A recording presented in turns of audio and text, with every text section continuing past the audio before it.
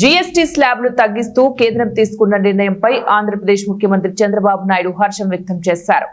ఈ మేరకు ఆయన తన ఎక్స్ ఖాతాలో పోస్టు చేశారు. జీఎస్టీ స్లాబ్లను మారుస్తూ తీసుకువచ్చిన సంస్కరణల్ని స్వాగతిస్తున్నట్లు తెలిపారు.